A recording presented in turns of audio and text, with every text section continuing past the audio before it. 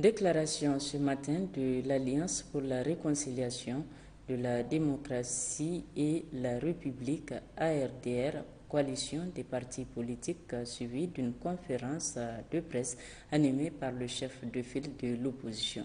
L'opposition qui envisage dès dimanche prochain une marche pacifique par rapport à la situation sociopolitique qui prévaut dans notre pays. La synthèse de ce double événement avec Baroukouba et Gérard Abdelaziz. La tentative de mise en place d'un gouvernement d'union nationale ou d'ouverture, nous l'avions déjà dit et répété, ne correspond qu'à la toute première étape d'un plan machiavélique planifié sur 2 ans. Depuis un mois, toutes les péripéties vécues à l'Assemblée nationale procèdent de cette logique à travers laquelle le pouvoir en place a montré le peu de respect qu'il a pour la démocratie et la République.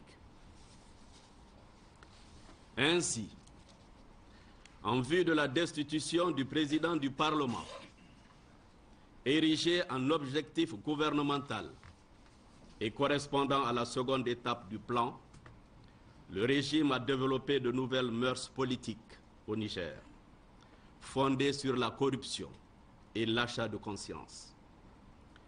Omnibulés par cet objectif, la majorité et le régime agissent de manière irréfléchie au point de bloquer les travaux de l'Assemblée nationale et d'être obligés de rechercher un moyen extra-constitutionnel de destitution du président de l'Assemblée nationale.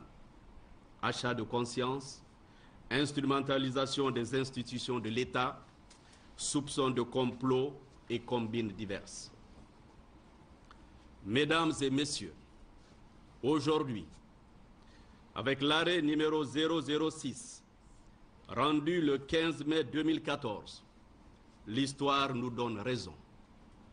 Certes, les dispositions constitutionnelles ne nous permettent pas de porter des critiques sur les arrêts de la Cour constitutionnelle.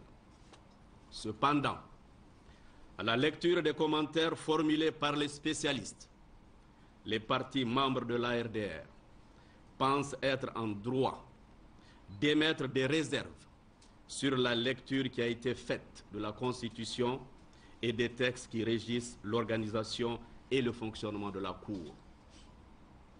Ainsi, de l'analyse de cet arrêt, rendu sur une requête de 34 députés de la majorité, il ressort selon les constitutionnalistes que la Cour s'est inspirée d'un arrêt de la Cour constitutionnelle de la République du Bénin, rendu il y a plus de 10 ans, et ce dans un contexte constitutionnel très différent du nôtre. En effet, la Constitution du Bénin fait de la Cour constitutionnelle du Bénin un organe régulateur du fonctionnement des institutions et de l'activité des pouvoirs publics. Venez là de suivre un extrait du chef de file